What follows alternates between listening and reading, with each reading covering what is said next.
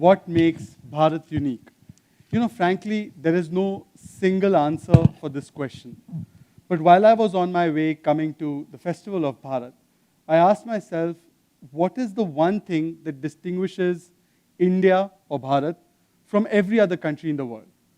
Every other country, including Asian countries, African countries, countries that are developing economies like ours, America, Europe, what differentiates us from them? And not in a negative sort of connotation, in a positive sort of connotation.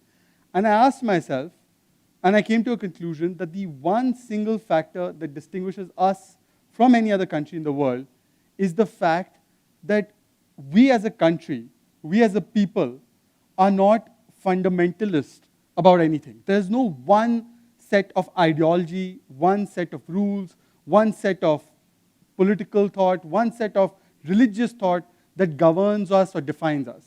In America, there was this entire thing between capitalism and communism.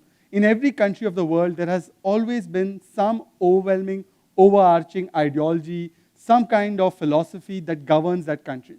India, or Bharat, is the only place where everybody has been welcome. In fact, I am addressing you in a language that is actually not our language at all. It's the language of our oppressors, the English, for 200 years. And yet, here we are, very comfortable as Indians, speaking to each other in the language that invaders gave us or imposed upon us for their convenience.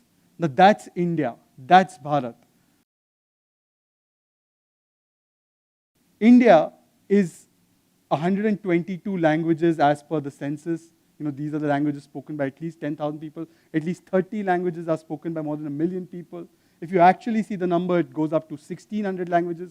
Every 15 kilometers, I'm told the dialect changes. And you can experience it yourself. We are here in Delhi.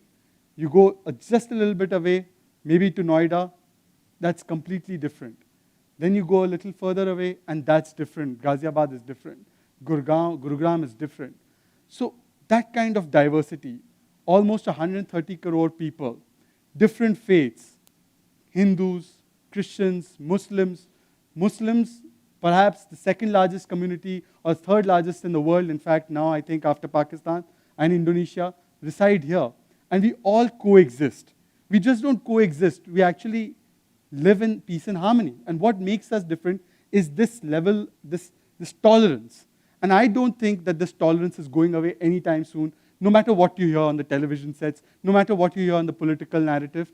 I think this is something that has bound us together for over 5,000 years, and it made us great back then and it will make us great in the future as well.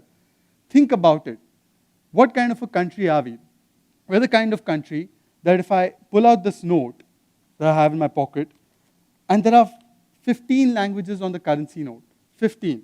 I don't see the United States currency having that kind of diversity on their notes. I don't see the European Union's euro having that kind of, I think they have a couple of Latin and Greek or something of that sort, but I don't think that is the kind of diversity on their currency notes. I don't think any other country in the world puts 15 languages on their currency note because they don't want to exclude anybody. That's the thought that's prevalent in Bharat. Bharat has always been about including everybody, including our invaders, including people who came here to colonize us. That's Bharat. Let me give you another example. A lot of people from the West particularly look at India and they see, look, this country is so chaotic. In fact, the Britishers didn't give us a chance. They thought our democracy would collapse. There would probably be authoritarian rule. They thought that we'd break up into multiple pieces. They thought there might be military rule like there was in Pakistan for a lot of time. I guess 48 years in Pakistan out of 71 years, they've been under military rule. But that's not happened in India. And why did it not happen in India?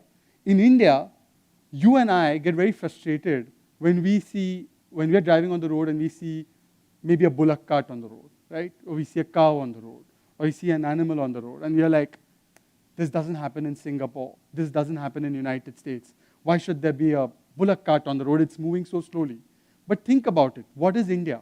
India says that the guy with the bullock cart, the guy who's the most disempowered person, who's actually not financially empowered, not socially empowered, he too has a space on our roads. It's not like the United States where a bullock cart isn't allowed. I'm not making a virtue out of the fact that people don't follow the law, but I am saying that India gives space to people. It's actually a good thing, not to see the bullock cart on the road, but to actually feel, experience the power that even the most socially and economically disempowered person has to ride on those roads. Because those roads are not meant just for the rich and elite.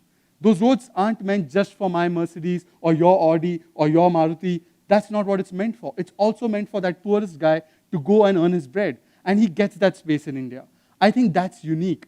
India allows that. Yes, we have our laws, but still India allows that. It's a mindset where we make our peace. We learn how to coexist. Okay, so if there's a cow on the road, we take a little bit of a diversion and we make it to our destination. That's India. India thinks about accommodating, and this is not something that the West has given us. Let's not kid ourselves. Democracy is not a British invention into India. It's not a British thing, nor is secularism, nor are all these great virtues. These were already ours. They were always there. In fact, because they were there, we controlled 33% of the world economy. We were the superpower that everyone wanted to come here and conquer, everyone wanted a part of, everyone wanted to trade with. That's why people didn't go actually looking for America. I think somebody went looking for India and landed up in America. So America was a mistake. India was the right destination. And I think that's the beauty of India. Everybody gets space. So think about it. Please remember to subscribe to us and switch on the notifications for this channel. For our other social media links, more content, and to support our work, please visit citti.net. Dhanyavad. Namaskar.